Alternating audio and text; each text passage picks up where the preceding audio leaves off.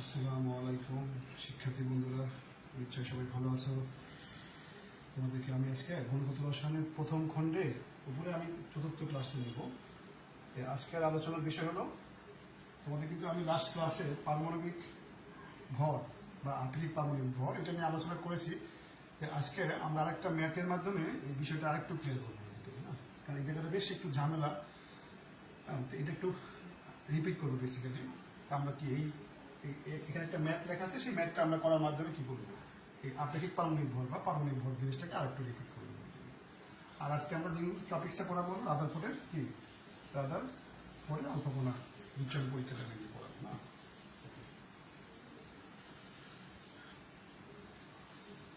এবার আমরা ম্যাথটা করা যাক।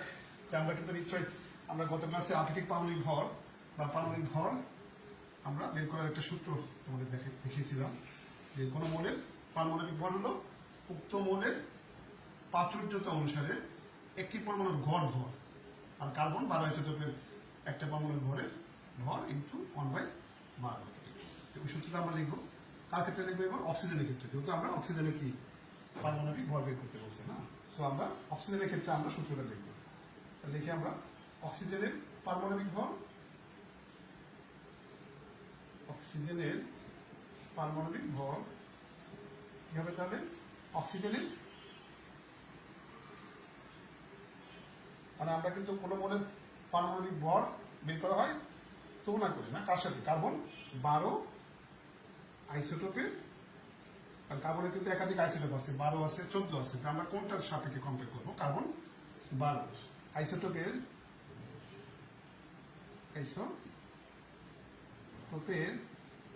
একটি পরমাণু ভর ইন্টু 1/12।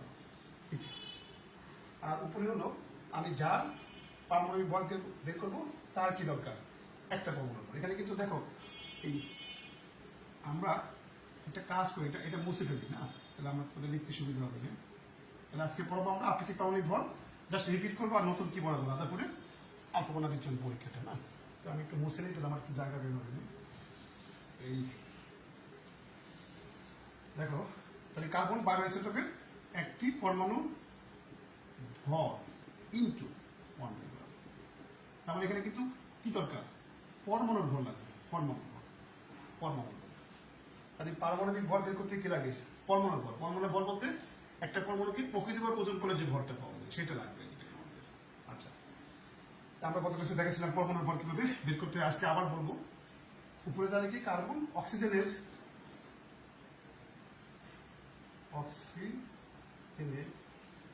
প্রাচুর্যতা অনুসারে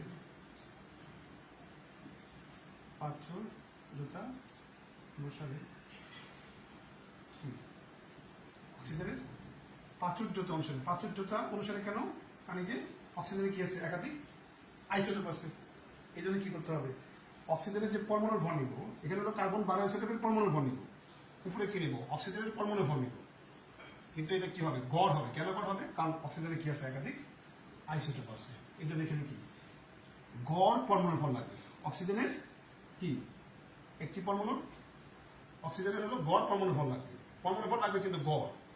আর গড়টা বের করবো কিভাবে? কে কত পার্সেন্ট আছে? এই জন্য কি লিখছি? প্রাচুর্যতা অনুসারে একটি, অক্সিজেনের প্রাচুর্য অনুসারে একটি পরমাণু গড় ভর, একটি পরমাণু গড়।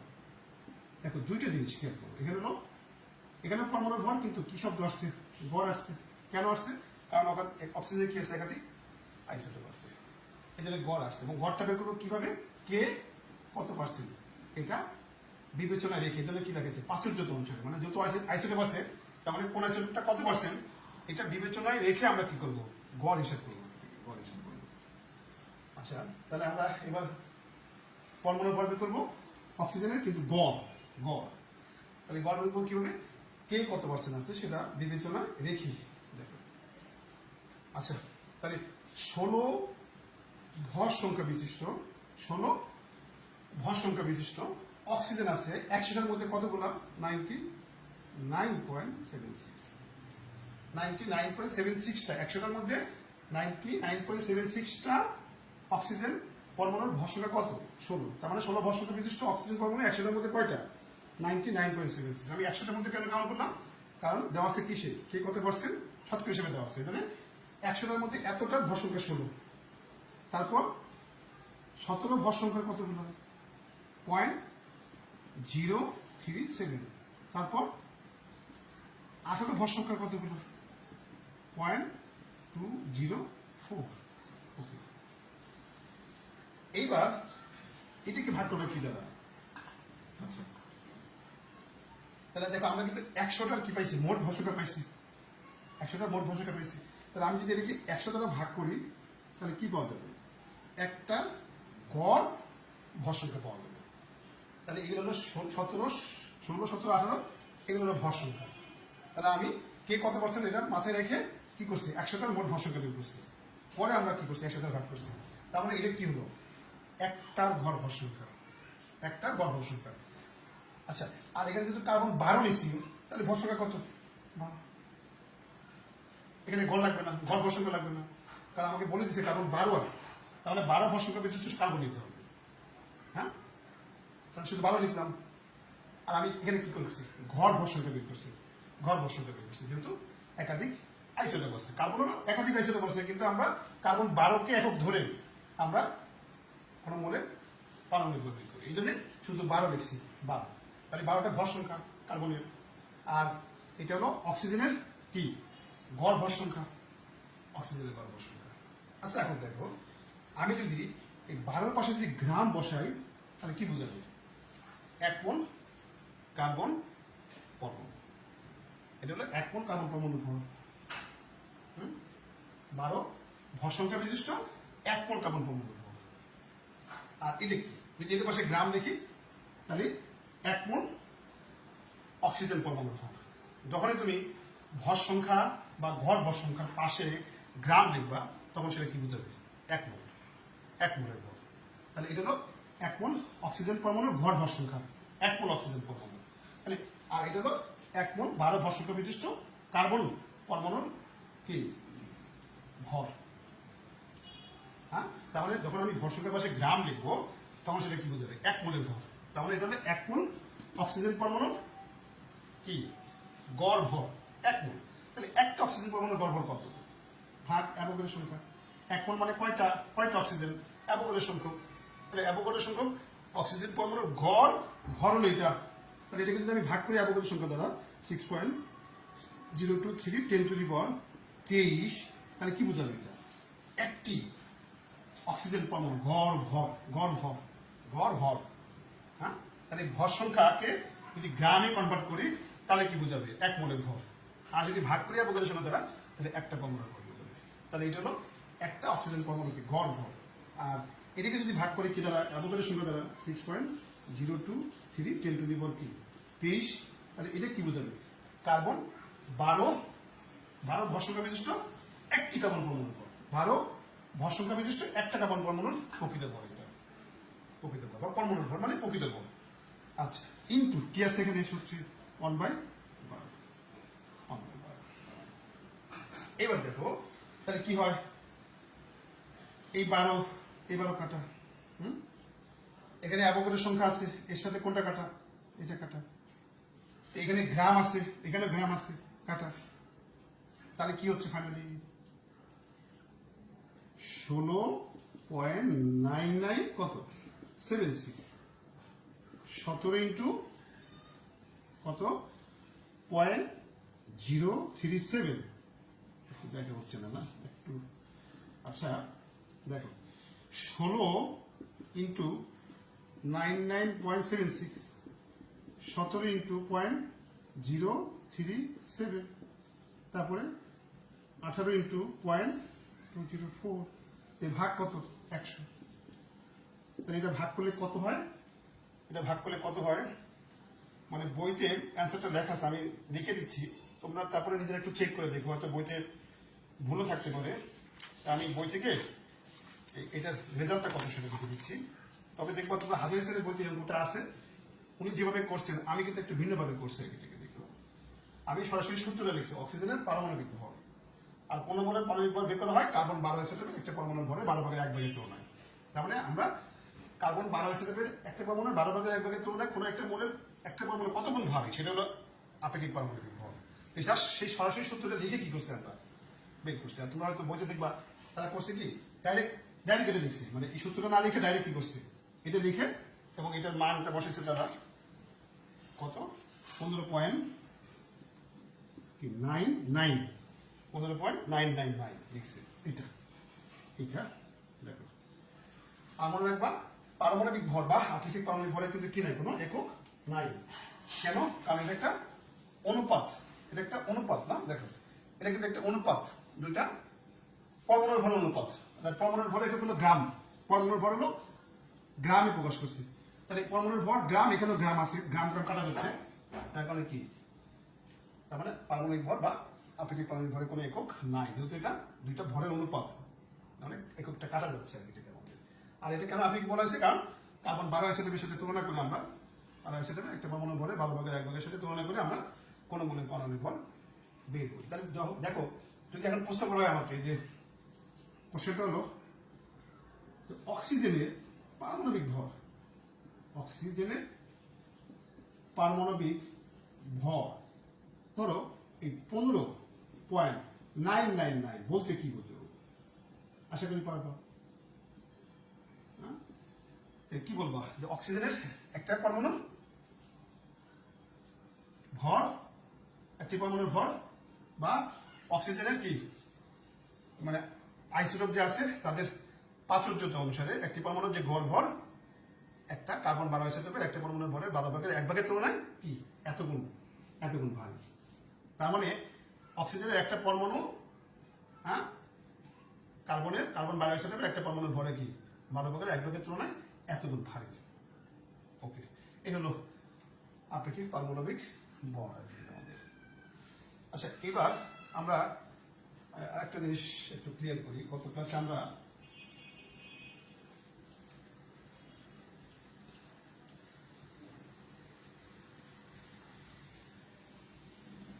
দেখো আমরা গত ক্লাসে এই জিনিসটা একটু দেখাইছিলাম না, ক্লোরিন কত 35 ভর সংখ্যা বিশিষ্ট ক্লোরিন পাওয়া যায়, আবার ক্লোরিন 37 এর ভর সংখ্যা পাওয়া যায় না, 17 হলো পারমাণবিক সংখ্যা। আর গত ক্লাসে দেখাইছিলাম যে ক্লোরিন 35 ভর সংখ্যা বিশিষ্ট ক্লোরিন পাওয়া যায় প্রকৃতিতে কত পার্সেন্ট? 75.53%। আর এটা হলো 24.47%। ওকে, 47%। এই তা আমরা তোমাদের গতদিন দেখাইছিলাম যে এই 17টা কি জন্য? 17টা পারমাণবিক সংখ্যা। তাহলে পারমাণবিক সংখ্যা হলো কোন মোলের পরমাণু নিউক্লিয়াসের যে প্রোটন সংখ্যা সেটাই হলো পারমাণবিক সংখ্যা। কারণ বাম দিকে নিচে আমরা কি লিখি? পারমাণবিক সংখ্যা লিখি। পারমাণবিক সংখ্যা মানে হলো প্রোটন সংখ্যা। আচ্ছা, তারপরে আমরা গত ক্লাসে বলছিলাম যে 35 আর 37 এটা কি ভর সংখ্যা। আর তোমরা মনে রাখবা ভর সংখ্যা কি হয় না, কখনো ভগ্নাংশ হবে না। কারণ কি? কারণ ভর সংখ্যা হলো নিউটন সংখ্যা যোগ কি যোগ প্রোটন সংখ্যা, না নিউটন সংখ্যা যোগ প্রোটন সংখ্যাটা হলো ভর সংখ্যা, নিউটন সংখ্যা যোগ প্রোটন সংখ্যা হলো ভর সংখ্যা। ওকে, তাহলে নিউটন একটা পরমাণুর মধ্যে কি হবে না, কখনো আড়াইটা হবে না, কখনো 3.5 হবে না, হয় 3 হবে না, হয় 4 হবে না, হয় 5 হবে, পূর্ণ সংখ্যা। প্রোটনও যেহেতু পূর্ণ সংখ্যা, তাহলে এই সমষ্টি কি হবে? অবশ্যই পূর্ণ সংখ্যা হবে। ভর সংখ্যা আর পারমাণবিক ভর কিন্তু এক না। ভর সংখ্যা হলো নিউটন সংখ্যা যোগ প্রোটন সংখ্যা, আর পারমাণবিক ভর বা আপেক্ষিক পারমাণবিক ভর হলো কার্বন 12 আইসোটোপের একটা পরমাণুর ভরে 12 ভাগের 1 ভাগের তুলনায় কোন একটা মূলের একটা পরমাণু কত গুণ ভারী। ওটা পারমাণবিক ভর বা আপেক্ষিক পারমাণবিক ভরের একটা আনুপাতিক রাশি। আর ভর সংখ্যা হলো নিউটন সংখ্যা যোগ প্রোটন সংখ্যা। আর আপেক্ষিক পারমাণবিক ভর কেন ভগ্নাংশ হয়? কারণ হলো যেহেতু মৌলের কি আছে একাধিক আইসোটোপ আছে, এই জন্য কোনো মৌলের একটি পরমাণুর গড় ভর হিসাব করতে হয়, এবং গড় ভর যখন হিসাব করতে যাবে একটি পরমাণু, তখনই কি হবে? এই মানটা কি হয়ে যাবে?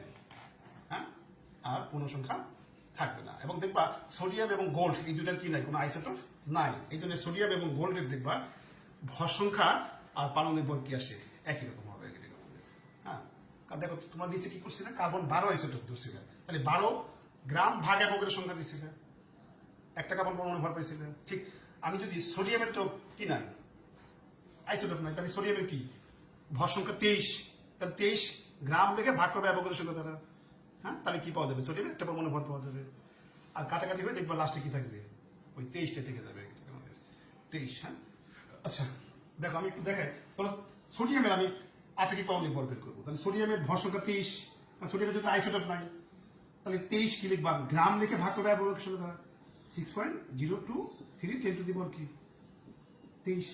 আর কার্বন 12 আইসোটোপের ভর সংখ্যা কত? 12। গ্রাম লিখে ভাগ করবে অ্যাভোগাড্রোর সংখ্যা দ্বারা। 6.023 10 টু দি পাওয়ার 23। আর এখানে কি করবো? 1/12। দেখো তো কাটাকাটি করলে কি হয়? এই গ্রাম কাটা যায়, এটা কাটা যায়। হ্যাঁ, তারপরে এই 12 কাটা যায়, তাহলে কি থাকে? 23 থাকে। দেখছো? তার মানে এই 23 হলো সোডিয়ামের কি ভর সংখ্যা, আবার 23 কি সোডিয়ামের পারমাণবিক সংখ্যা। তার মানে যাদের আইসোটোপ নাই, যাদের ভর সংখ্যা পারমাণবিক ভর কি বা আপেক্ষিক পারমাণবিক ভর একই হবে। কিন্তু সোডিয়াম আর গোল ছাড়া সবারই আইসোটোপ আছে। সো কি করতে হয়? তাহলে এখানে গড় একটা পরমাণুর গড় পরিষ্কার করতে হয়, এবং গড় পরিষ্কার করতে গেলেই তখন কি থাকে না, যখন এই মানটা পূর্ণ সংখ্যা 23 আছে, তখন আর 23 থাকবে না। তখন কি হবে? গড় বের করতে গেলে মানটা কি আসে? দশমিকের পর ঘর চলে আসবে আমাদের। আচ্ছা, এবার এখানে দেখো তোমরা, এই তাহলে আমরা গত ক্লাসে দেখাইছিলাম এই যে ক্লোরিন 35 ভর সংখ্যার এত, 37 এত, কি করছিলাম? 35 ইন্টু এত, 37 ইন্টু এত, ভাগ হলো কি 100, ভাগ কি ভাগ 100 ইন্টু কি অ্যাভোগাড্রোর সংখ্যা দিয়ে এবার বের করছিলাম কত হয়? 35 পয়েন্ট কি হয়? 45। তাহলে এটা কি? আপেক্ষিক পারমাণবিক ভর। আপেক্ষিক পারমাণবিক ভর, এটা আপেক্ষিক পারমাণবিক ভর। তাহলে বুঝতে পারছো দশমিকের পরে কেন ঘর আসছে? কিসের জন্য? এখানে আমরা ক্লোরিনের একটা পরমাণু গড় ভর বের করতে হবে। আর তুমি যখন এখানে গড় ভর বের করতে যাবা, তখন কি হবে? 35 ইন্টু 75.53, তারপরে 37 ইন্টু কত? 24.47, ভাগ কি করতে হবে? 100 ইন্টু কি অ্যাভোগাড্রোর সংখ্যা 10 টু দি পাওয়ার 23। এটা হলো একটা ক্লোরিন পরমাণু গড় ভর। আর নিচে কি করতে হবে? 12 গ্রাম লিখে অ্যাভোগাড্রোর সংখ্যা 6.023 10 টু দি পাওয়ার কি 23 ইন্টু 1/12। ওকে, এখান থেকে কি করতে হবে? গ্রাম এটা কাটা দিলে ফাইনালি কি হবে? এইটাই তুমি ইচ্ছা করলে কি করতে পারো, এগুলো না করে সংক্ষেপে যদি করতে চাও, তারপরে ভর বের করতে চাও সংক্ষেপে, কি করবা? জাস্ট কে কত পার্সেন্ট আছে কি করবা? যোগ করে 100টার মোট ভর সংখ্যা বের করে 100টা ভাগ করবো, দেখবা একই রেজাল্ট হবে না, কারণ এগুলো তো কাটাকাটি চলে যাচ্ছে। তার মানে এখান থেকে কি হবে? 35.45 আসবে। ওকে, তবে নিয়ম হলো আসলে কি জানো? এটা লেখা এভাবে দেখানো উচিত, কারণ আমরা জানি যে আপেক্ষিক পারমাণবিক ভর, কারণ আপেক্ষিক পারমাণবিক ভর এই জন্য কি করা উচিত? হ্যাঁ, কার্বন 12 আইসোটোপের একটা পরমাণুর ভরে 12 ভাগের 1 ভাগের সাথে তুলনা করে এই কাজটা করা উচিত। আচ্ছা, তাহলে এটা হলো আপেক্ষিক পারমাণবিক ভর। এবার দেখো 35.45, এইটার পাশে এখানে কিন্তু কোনো একক নাই। কেন? কারণ এই যে গ্রাম কাটা যায়, এখানে গ্রাম থেকে কাটা যায়। হ্যাঁ, একক নাই। কিন্তু তুমি যদি এটার পাশে একক লেখো 35.45, যদি AMU লেখো, AMU এটাকে বলে অ্যাটমিক মাস ইউনিট, পারমাণবিক ভর একক। দেখো আমরা কিন্তু এই 1 MU মানে কি আমরা গত ক্লাসে বলছিলাম, আবার একটু বলি 1 MU মানে কি। দেখো 1 MU কোনটাকে বলছিলাম আমরা? যে কার্বন। 1 MU মানে হলো 1 MU মানে হলো কার্বন 12 আইসোটোপের একটি পরমাণুর ভর, একটি পরমাণুর ভর ইন্টু আণবিক ভর। তার মানে আমরা যার সাপেক্ষে কোনো মনের পারমাণবিক ভর বের করলাম, ওইটা হলো এই যে আমরা যখন কোনো মনের পারমাণবিক ভর বের করতে যাই, তখন এটা নিচে লিখি না, তার মানে এর তুলনায় কোন একটা মনের একটা পরমাণু কতগুলো হবে। তার মানে এই যে যার তুলনায় পারমাণবিক ভর বের করি, ওইটা হলো এটাকে বলে পারমাণবিক ভর একক, এই যে অ্যাটমিক মাস ইউনিট। এবং এটাকে কি ধরা হয়? 1 MU ধরা হয়, এটাকে 1 MU ধরা হয়। আচ্ছা, তাহলে আমরা মানটা বের করে ফেলি। এই যে কার্বন 12 মানে 12 হলো ভর সংখ্যা, এটা যদি গ্রামে নিয়ে যায়, তাহলে 1 মল কার্বন পরমাণুর ভর। 12 ভর সংখ্যা বিশিষ্ট 1 মল কার্বন পরমাণুর ভর, ভাগ হলো অ্যাভোগাড্রোর সংখ্যা 6.023 10 টু দি পাওয়ার কি 23। তাহলে কি হলো? একটা একটা কার্বন 12 ভর সংখ্যা বিশিষ্ট একটা কার্বন পরমাণুর ভর। আচ্ছা ওকে, আর ইনটু কত 1/12, তাহলে 12 বড় কাটা যাচ্ছে, তাহলে 1 এম মানে কি 1 ভাগ অ্যাভোগাড্রোর সংখ্যা 6.023 10 টু দি পাওয়ার 23। ওকে, এত গ্রামটা থাকবে, তাহলে কত হয় এটা 1.6605 1. কি লিখবা 6605 10 টু দি পাওয়ার মাইনাস কত 24 গ্রাম। তাহলে আমরা পেয়ে গেলাম 1 mu সমান সমান 1.6605 into 10 to the power minus 24 গ্রাম, না 24 গ্রাম। ওকে, তাহলে এইবার আমরা তাহলে এই যে যখন আমরা এককটা লিখবো mu তখন এটা কি বোঝাবে, একটি কি ক্লোরিন পরমাণু। তার মানে আপেক্ষিক পারমাণবিক ভরের কোনো একক নাই। যখন তুমি আপেক্ষিক পারমাণবিক ভরের পাশে mu লিখবা তখন সেটা কি বোঝাবে, একটি ক্লোরিন পরমাণুর ভর। তার মানে এটা হলো পরমাণুর ভর বের করার নিয়ম কি, পরমাণু ভর বের করার নিয়ম হলো পারমাণবিক ভর বা আপেক্ষিক পারমাণবিক ভরের পাশে কি লিখবা, একক লিখবা mu, তাহলে সেটা কি বোঝাবে, পরমাণু ভর বোঝাবে। তাহলে পারমাণবিক ভর বা আপেক্ষিক পারমাণবিক ভরের পাশে যদি mu লেখো সেটা কি বোঝাবে, পরমাণুর ভর বোঝাবে, পরমাণুর ভর বোঝাবে। ওকে, আচ্ছা যেমন দেখো আমি একটা নাম দেখাচ্ছি, আমরা কিন্তু অলরেডি জানি 1 mu মানে কত, লিখে ফেলি। তার মানে একটি ক্লোরিন পরমাণুর ভর কত, তাহলে এটা হলো একটি ক্লোরিন পরমাণু ভর। এটা কত হয় 35.45 ইন্টু কত 1.6605 কি 10 টু দি পাওয়ার কত মাইনাস 24 গ্রাম। তার মানে এটা হলো একটা ক্লোরিন পরমাণুর প্রকৃত ভর, এটা হলো পরমাণুর ভর মানে একটা ক্লোরিন পরমাণুর প্রকৃত ভর। আচ্ছা তোমাকে আমি আরেকটা ভাবে শিখাই পরমাণু ভর বের করার উপায়। পরমাণু ভর বের করতে একটা উপায় হলো mu লিখে দিবা, পরে এটা গ্রামে কনভার্ট করলাম, তার মানে একটা ক্লোরিন পরমাণুর ভর কত এত, অথবা 35.45 যে কথা, এটা এই গ্রামে কি কথা দেখছি, এই মানটা কিন্তু অনেক ছোট একটা মান এবং রসায়নে এই জন্য এটা ব্যবহার করা হয় না করে কি করা হয়, কোনটা ব্যবহার করা হয় 35.45 ইউজ করা হয়।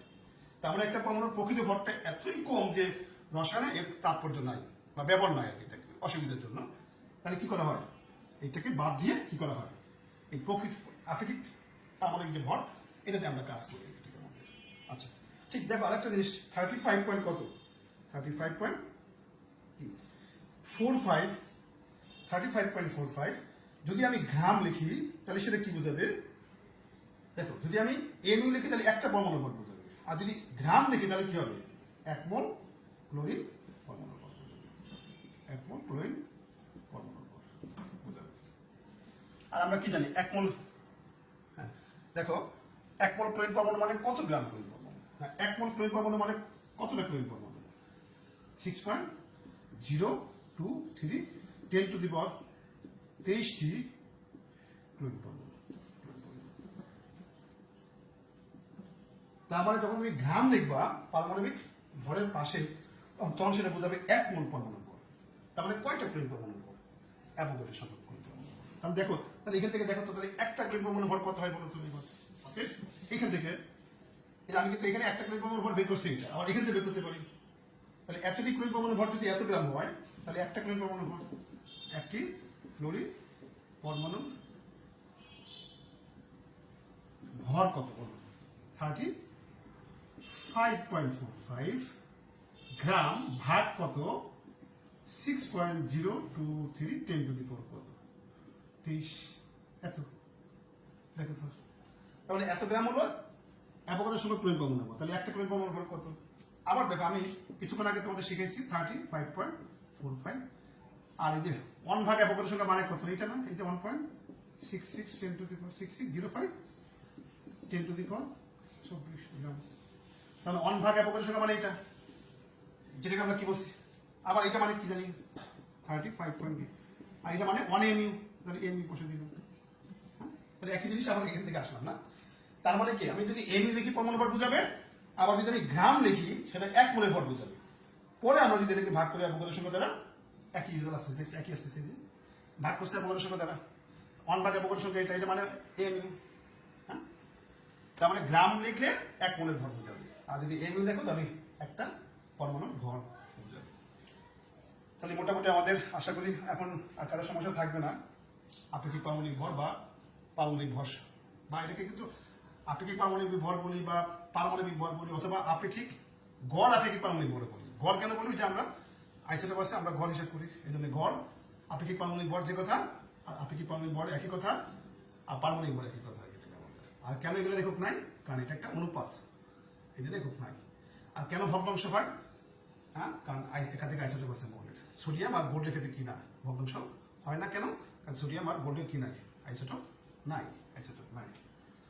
আচ্ছা, এবার আমরা দেখো রাদারফোর্ডের আলফা কণা বিচ্ছুরণ পরীক্ষা আমরা পড়বো না? রাদারফোর্ডের আলফা কণা বিচ্ছুরণ পরীক্ষা আমরা পড়বো।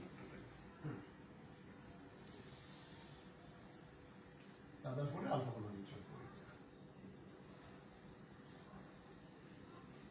রাদারফোর্ডের আলফা কণা বিচ্ছুরণ পরীক্ষা। মানে রাদারফোর্ড তার পরমাণু মডেলটা দেওয়ার আগে একটা পরীক্ষার মাধ্যমে নিউক্লিয়াস আবিষ্কার করে। মানে এই যে রাদারফোর্ডের আলফা কণা বিচ্ছুরণ পরীক্ষা, এটা আসলে কি? এই পরীক্ষার মাধ্যমে সে কি আবিষ্কার করে? নিউক্লিয়াস, নিউক্লিয়াস আবিষ্কার। তাহলে আমরা রাদারফোর্ড কি করে নিউক্লিয়াস আবিষ্কার করেন? কি?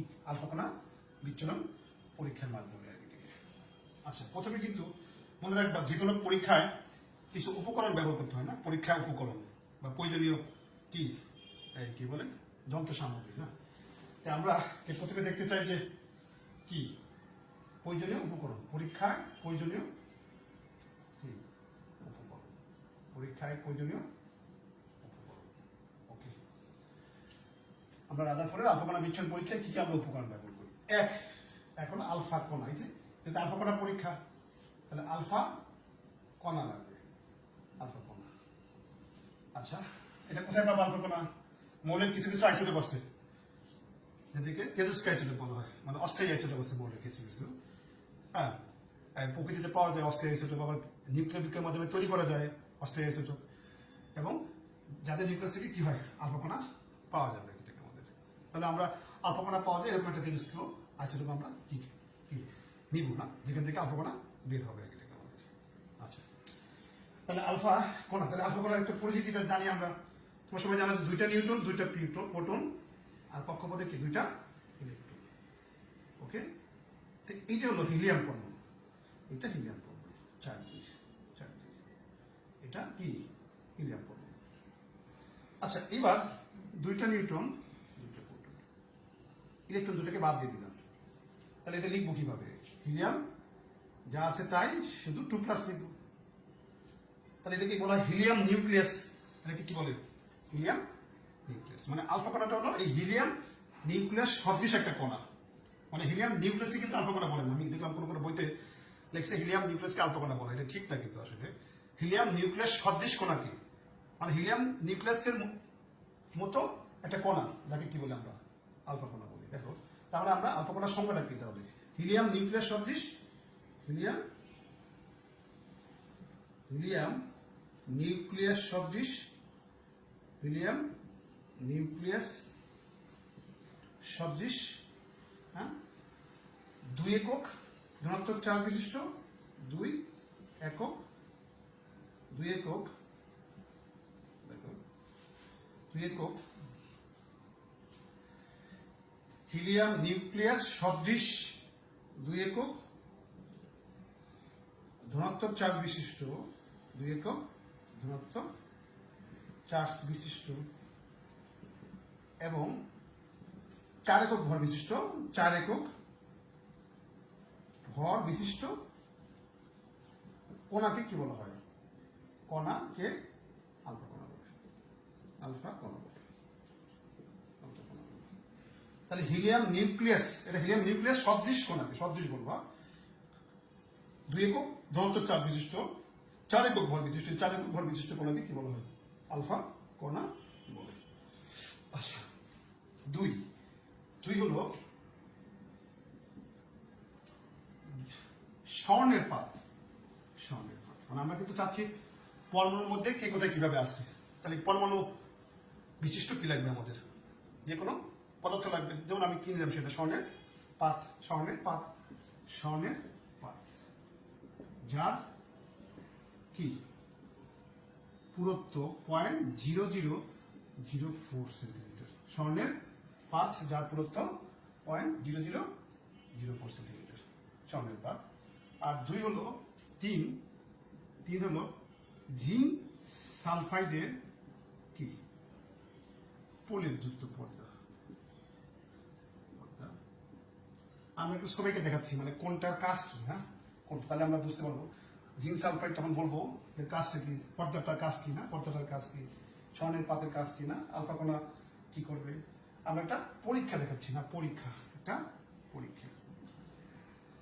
পরীক্ষা। আর পরীক্ষায় আমরা যে স্বর্ণের পাত মনে করো, এটা স্বর্ণের পাত মনে করো, এটা স্বর্ণের পাত।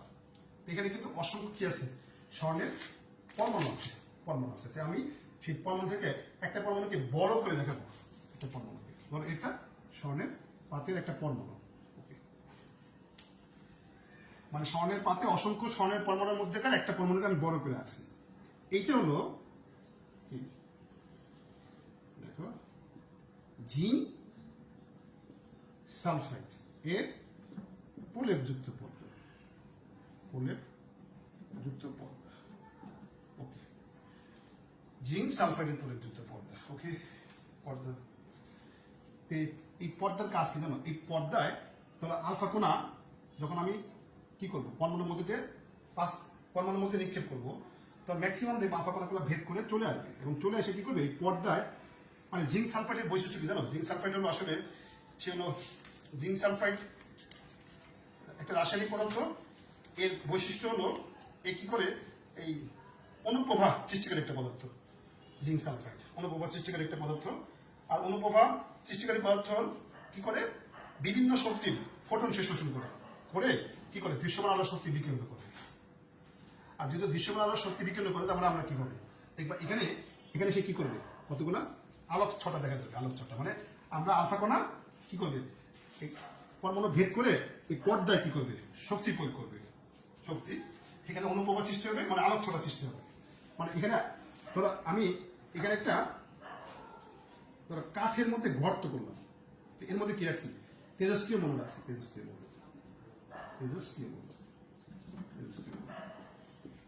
এই তেজস্ক্রিয় মৌল থেকে কি হচ্ছে, আলফা কণা ভেদ করতেছে, আলফা কণা বের হচ্ছে এবং পরমাণু ভেদ করে কি করতেছে, এই জিঙ্ক সালফাইডের পর্দার উপরে আলোক ছটা তৈরি করে।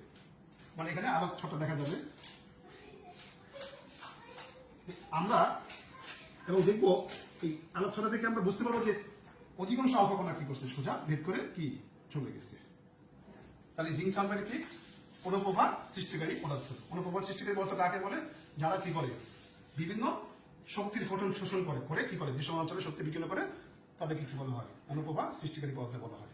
তাহলে জিঙ্ক সালফাইডের মধ্যে এই বৈশিষ্ট্যটা আছে, যার কারণে যখন আমরা আলফা কণা আমরা নিক্ষেপ করবো পরমাণুর মধ্যে, এবং পরমাণু ভেদ করে মানে স্বর্ণের পাতের উপর যখন আমরা আলফা কণা নিক্ষেপ করবো, এই পাতটার মধ্যে যে পরমাণুগুলো আছে, পরমাণুকে ভেদ করে বেশিরভাগ আলফা কণা কি করে এই জিঙ্ক সালফাইডের পর্দার উপরে গিয়ে কি করে আলোক ছটা সৃষ্টি করবে। আচ্ছা, এবং দেখো ম্যাক্সিমাম ভেদ করে চলে যাবে। বুঝবো কিভাবে, এই আলোক ছটা দেখে কিছু আলফা কণা কি করবে, বেঁকে যাবে। কেন বেঁকে যায় তার ব্যাখ্যা দিব আমরা। কিছু কি আসবে, এরকম ফিরে আসবে। তার মানে আমরা এগুলো হলো পরীক্ষার ফলাফল। পরীক্ষার ফলাফল কয়টা, তিনটা। পরীক্ষার ফলাফল তিনটা। ফলাফলগুলো দেখি আমরা। তাহলে আমরা কি লিখলাম, প্রয়োজনীয় উপকরণ লিখলাম, তারপরে কি লিখলাম, এখানে প্রয়োজনীয় উপকরণ লিখছি, তারপরে পরীক্ষাটা দেখাইছি না কিভাবে পরীক্ষাটা করতে হয়। এখন হলো ফলাফল, তারপরে আসবে সিদ্ধান্ত। না, ফলাফলটা দেখি। দেখো ফলাফল,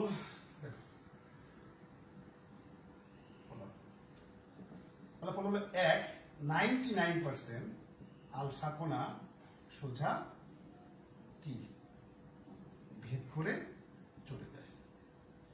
এর একটা ফলাফল আমরা বুঝলাম কিভাবে, এই যে পর্দা, এই যে পরমাণু ভেদ করে আমরা কি পাচ্ছি, আলোক ছটা দেখে আমরা বুঝতে পারছি যে 99% আলফা কণা সোজা ভেদ করে চলে যায়।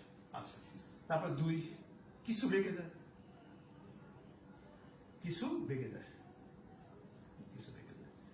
আচ্ছা বেঁকে যায় বুঝলাম কি হবে, বেঁকে যায় কারণ আমরা দেখছি ফিরে আসে আলফা কোণার সংখ্যা 20,000টার মধ্যে একটা, তার মানে যেহেতু ফিরে আসার সংখ্যা অতি নগণ্য, তার মানে এখানে কিন্তু আলোচ্যটা পাওয়া যাবে না, এরকম জায়গাটা ছোট্ট হওয়ার কথা, কিন্তু আমরা দেখছি যে জায়গাটা বেশ বড়, সেখান থেকে বুঝতে পারছি নিশ্চয়ই কিছু আলফা কোণা কি করছে, বেঁকে চলে গেছে। আমি আবার বলি ফিরে আসার সংখ্যা 20,000টার মধ্যে একটা, তার মানে সেই হিসেবে আলোচ্যটা দেখা যাবে না, এরকম জায়গাটা স্বল্প হওয়ার কথা ছিল, এটা বেশ প্রশস্ত, এখানে আমরা বুঝতে পারছি কিছু আলফা কোণা কি করছে, হ্যাঁ বেঁকে চলে গেছে, তার মানে কিছু বেঁকে যায়।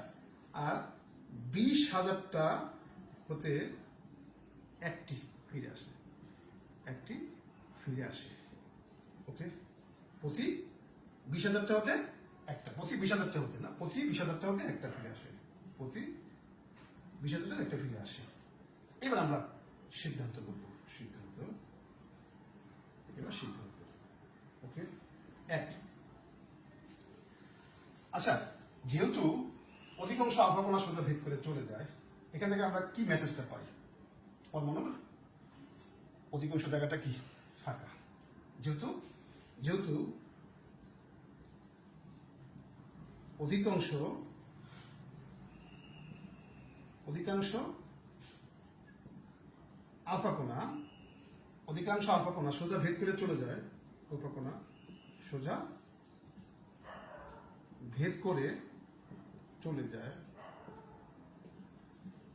তাই পরমাণুর অধিকাংশ জায়গা ফাঁকা, অধিকাংশ জায়গা ফাঁকা, অধিকাংশ জায়গা ফাঁকা, পরমাণুর যেহেতু অধিকাংশ আলফা কোণা সোজা ভেদ করে চলে যায়, তাই পরমাণুর অধিকাংশ জায়গা ফাঁকা।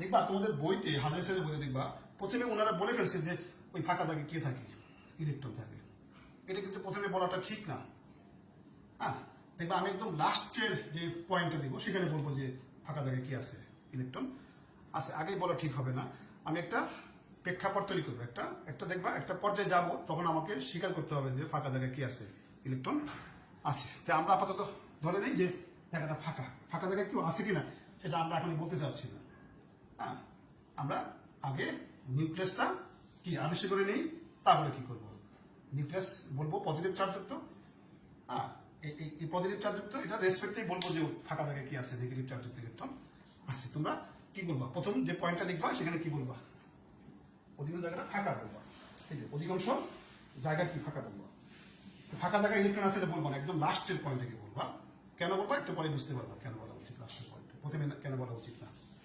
তাহলে ধরো আমি একটা রাস্তা দিয়ে যাচ্ছি, হ্যাঁ ধরো ওই রাস্তাটা ফাঁকা মনে হবে, ধরো ফাঁকা, কিন্তু ওই রাস্তায় কিন্তু কেউ থাকতেও পারে, যেমন কি ধরো পিঁপড়া আছে 10টা, তুমি কি বুঝবা ওই রাস্তায় 10টা পিঁপড়া তোমাকে তোমাকে এই কি বলে শাস্তি দেওয়ার জন্য দাঁড়ায় আছে, নিশ্চয়ই আমরা হয়তো দেখবো না, আমরা হয়তো তাকে পালা দিয়ে চলে যাবো, তার মানে আলফা কোণা ভেদ করে যদি চলে গেছে, তার মানে ম্যাক্সিমাম জায়গাটা ফাঁকা, সেই ফাঁকা জায়গায় কেউ থাকতেও পারে, আর কেউ যদি থাকে এমন কেউ থাকবে যে কি করে না আলফা কোণা গতিপথে বাধা সৃষ্টি করতে পারে না। আমি আবার বলি শোনো, যে যেহেতু ভেদ করে চলে গেছে, এখান থেকে আমি প্রথমে বলবো ফাঁকা, তাহলে আমি একটা রাস্তাতে যাচ্ছি, আমি দেখতেছি রাস্তাটা ফাঁকা, হয়তো 10টা পিঁপড়া হয়তো আমার রাস্তায় হয়তো দাঁড়ায় আসছে, হয়তো আমাকে কি হয়তো আমার বিরুদ্ধে প্রতিশোধ দিবে, হয়তো আমি কখনো তাদেরকে কি করছিলাম দেওয়ার সময় হয়তো আঘাত করছিলাম, আমার কাছে কিন্তু মনে হবে রাস্তাটা ফাঁকা, হয়তো আমি কিন্তু জানবো না 10টা পিঁপড়া আমাকে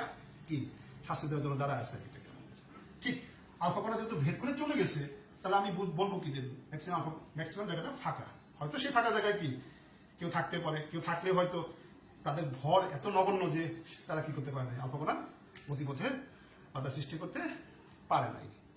আচ্ছা তাহলে আমরা এটা পরে বলি ফাঁকা জায়গায় কেউ আছে কিনা।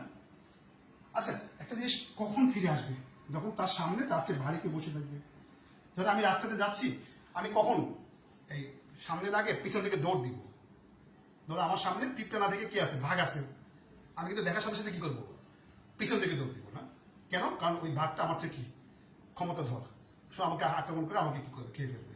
ঠিক আলফা কোণা কখন ফিরে আসবে, যখন তার সামনে তার চেয়ে ভারী কেউ বসে আছে, আলফা কোণার ভর 4 একক, নিশ্চয়ই তার চেয়ে বেশি ভর বিশিষ্ট কিছু একটা পরমাণুর কেন্দ্রে অবস্থান করছে এবং ভারী কেউ যে বসে আছে তার আয়তন পরমাণুর মোট আয়তনের মধ্যে নগণ্য।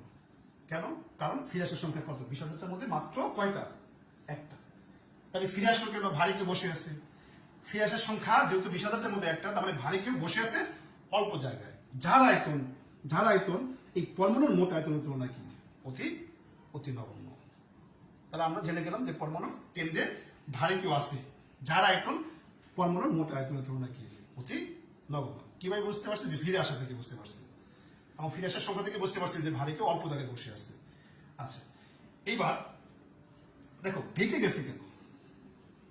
আচ্ছা, ধরো আমরা জানি আলফা কণা পজিটিভ চার্জ যুক্ত, তাহলে এ তো এইভাবে চলে যাওয়ার কথা ছিল, বেঁকে কেন গেল? নিশ্চয় ভারী কেউ অল্প জায়গায় বসে আছে, সেও পজিটিভ চার্জ যুক্ত, যার কারণে কি এই পথে না গিয়ে বেঁকে গেছে। তাহলে বেঁকে যাওয়াতে কি সিদ্ধান্ত দিতে পারি? ভারী কেউ যে অল্প জায়গায় বসে আছে সে কি? পজিটিভ চার্জ যুক্ত। তাহলে প্রথম পয়েন্ট হলো ম্যাক্সিমাম জায়গা ফাঁকা। দ্বিতীয় পয়েন্টটা কি? ফিরে আসা থেকে সিদ্ধান্ত দিলাম যে ভারী কেউ অল্প জায়গায় বসে আছে। বেঁকে যাওয়াতে কি সিদ্ধান্ত দিলাম? এই ভারী কেউ যে অল্প জায়গায় বসে আছে সে পজিটিভ চার্জ যুক্ত। এবং বিজ্ঞানী রাদারফোর্ড কি করছেন? এই ভারী কেউ অল্প জায়গায় যে বসে আছে যার চার্জ পজিটিভ চার্জ যুক্ত, এবং সে তার নাম দেন কি? এই যে যেহেতু আলফা কণার ধনাত্মক চার্জ যুক্ত এবং বিকশিত হয়েছে, বেঁকে গেছে, সেহেতু পরমাণুর কেন্দ্রটি ধনাত্মক চার্জ যুক্ত, এবং তিনি ভারী এবং ধনাত্মক চার্জ যুক্ত এই কেন্দ্রকে নাম দেন কি? নিউক্লিয়াস নাম দেন। আর এবার আলফা কণা, ধরো তুমি স্বর্ণের পাত নিছো, আলফা কণা বেঁকে যাবে। তুমি যদি আমার অ্যালুমিনিয়ামের পাত নাও, বেঁকে যাওয়া আলফা কণার সঙ্গে কিন্তু সেম হবে না। তার মানে যে পরমাণুর কেন্দ্রে পজিটিভ চার্জ যত বেশি, সেই পরমাণুর ক্ষেত্রে বেঁকে দেওয়া আলফা কণার সংখ্যা তত বেশি। তার মানে বেঁকে দেওয়া আলফা কণার সংখ্যা থেকে আমরা কি বের করতে পারছি? পরমাণুর নিউক্লিয়াসে পজিটিভ চার্জ কয়টা সেটা বের করা গেছে না? দেখো এখানে লেখা আছে যে আলফা কণার গতিপথের পরিবর্তন হিসাব করে দেখান যে পরমাণুর নিউক্লিয়াসে ধনাত্মক চার্জের পরিমাণ মৌলিক কি পারমাণবিক সংখ্যা সমান, পারমাণবিক সংখ্যার সমান। আর লাস্ট পয়েন্টটা বলছে যে পরমাণুর আকার এর তুলনায় নিউক্লিয়াসের আকার কি? অতি নগণ্য। যে পরমাণুর মোট আয়তনের তুলনায় নিউক্লিয়াসের আয়তন কি? অতি ছোট। যে ফিরে আসছে মাত্র 20,000টার মধ্যে একটা। তবে তোমরা একটা কাজ করবা, এখানে 5টা পয়েন্ট দেওয়া আছে, আর প্রথম পয়েন্টে ফাঁকা জায়গায় ইলেকট্রন বলছে না, ওটা না বলে কোথায় বলবা? 6 নম্বর পয়েন্টে কি করবা? বলবা 6 নম্বর পয়েন্টে বলবা যে যেহেতু নিউক্লিয়াস পজিটিভ চার্জ যুক্ত, হ্যাঁ, আবার পরমাণু যেহেতু সামগ্রিকভাবে চার্জ নিরপেক্ষ, তাহলে নিশ্চয়ই পরমাণুর মধ্যে কেন্দ্রের পজিটিভ চার্জের সমান সংখ্যক নেগেটিভ চার্জ যুক্ত কিছু একটা আছে। কোথায় আছে? ফাঁকা জায়গায় আছে, যার কারণে পরমাণু চার্জ নিরপেক্ষ। তাহলে আবার বলি যে যেহেতু পরমাণুর নিউক্লিয়াস পজিটিভ চার্জ যুক্ত, তার মানে পরমাণুর নিউক্লিয়াসের পজিটিভ চার্জের সমান সংখ্যক নেগেটিভ চার্জ যুক্ত কিছু একটা পরমাণুর মধ্যে আছে। সে কি? ইলেকট্রন। সে কোথায় আছে? ফাঁকা জায়গায় আছে। সে আলফা কণা গতিপথে বাধা সৃষ্টি করতে পারে নাই। কেন পারে নাই? কারণ যে আমি রাস্তাতে যাচ্ছি, পিঁপড়া দ্বারা আছে 10টা, সে আমার গতিপথে বাধা সৃষ্টি করতে পারে নাই। ঠিক আলফা কণার সাপেক্ষে, আমার সাপেক্ষে যেমন পিঁপড়া, ঠিক আলফা কণার সাপেক্ষে কি? ইলেকট্রনের ভর অতি নগণ্য, যার ফলে সে আলফা কণা গতিপথে বাধা সৃষ্টি করতে কি পারে নাই। এই হলো আমাদের কি সিদ্ধান্ত। 6টা পয়েন্ট দিতে হবে না? 6টা পয়েন্ট দিবা। তাহলে প্রথম পয়েন্ট হলো ফাঁকা ম্যাক্সিমাম জায়গা, কেন? ভেদ করে চলে গেছে বলে। 2 নম্বর পয়েন্টটা কি? ফিরে আসছে, সেখান থেকে ভারী কেউ বসে আছে অল্প জায়গায়।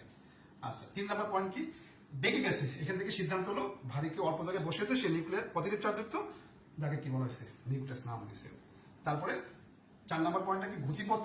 এই যে বেঁকে যাচ্ছে আলফা কণা, বিভিন্ন পরমাণুর, বিভিন্ন মৌলের, যেমন এখানে স্বর্ণের পাত্রে পরীক্ষা করছে, এরকম তুমি যদি অ্যালুমিনিয়াম পাত্রে পরীক্ষা করো, বিভিন্ন পাত্রের ক্ষেত্রে কি হবে? বেঁকে দেওয়া আলফা কণার সংখ্যা সেম হবে না, ভিন্ন ভিন্ন হবে। এবং বেঁকে দেওয়া আলফা কণার সংখ্যা থেকে কি করা যায়? দেখানো যায় যে পরমাণুর কেন্দ্রে পজিটিভ চার্জের সংখ্যা হলো পারমাণবিক সংখ্যা সমান। এটা হলো 4 নম্বর পয়েন্ট। আর 5 নম্বর পয়েন্ট হলো বলা হয়েছে পরমাণুর আকারের তুলনায় নিউক্লিয়াসের আকার অতি নগণ্য। কম্পেয়ার করছে যে পরমাণু এর নিউক্লিয়াস থেকে, মানে পরমাণু সাধারণত কি নিউক্লিয়াস থেকে প্রায় 10,000 থেকে 1 লক্ষ গুণ বড়। মানে নিউক্লিয়াসের তুলনায় পরমাণু কত গুণ বড়? 10,000 থেকে 1 লক্ষ গুণ বড়। এটাকে আমাদের 1 লক্ষ গুণ বড়। আচ্ছা, আর তোমরা কিন্তু আমার ইলেকট্রন আলফা কণা গতিপথে বাধা সৃষ্টি করতে কেন পারে না? কারণ ইলেকট্রনের ভর কিন্তু একটা প্রোটনের ভরের তুলনায় 1836 ভাগের 1 ভাগ। আবার আলফা কণা হলো কর 2টা প্রোটন 2টা নিউটনের ভরের সমান। আলফা কণা মানে ভর 4 একক, হ্যাঁ, 2টা নিউটন 2টা প্রোটনের ভরের সমতুল্য। আর একটা ইলেকট্রনের ভর হলো একটা প্রোটনের তুলনায় 1836 ভাগের 1 ভাগ। তার মানে বুঝতেই পারছো আমার সাথে যেমন পিঁপড়া ঠিক আলফা কণার সাপেক্ষে ইলেকট্রন, এই জন্য গতিপথে বাধা সৃষ্টি করতে পারে না। আর তাহলে তোমরা লাস্টের পয়েন্টে বলবা যে ফাঁকা জায়গায় ইলেকট্রন আছে বলবা না, কিভাবে বলবা? বলবা যে নিউক্লিয়াস পজিটিভ চার্জযুক্ত আর পরমাণু চার্জ নিরপেক্ষ, তার মানে পরমাণুর নিউক্লিয়াসকে কেন্দ্র করে কক্ষপথে কি আছে, ফাঁকা জায়গায় ইলেকট্রনটা আছে, যার ফলে পরমাণু সামগ্রিকভাবে চার্জ নিরপেক্ষ। এই হলো আমাদের মোটামুটি আলফা কণা বিচ্ছুরণ পরীক্ষার ফলাফল, সিদ্ধান্ত, উপকরণ না। তা আমরা আগামী ক্লাসে আমরা তাহলে কি পড়াবো? রাদারফোর্ড পরমাণু মডেলের বক্তব্যটা আমরা জানবো, তারপরে তার সীমাবদ্ধতা পড়বো, তারপরে আমরা বোর পরমাণু মডেল শুরু করবো। থ্যাংক ইউ সবাইকে, আশা করি এরপরে ক্লাসটাও দেখবা।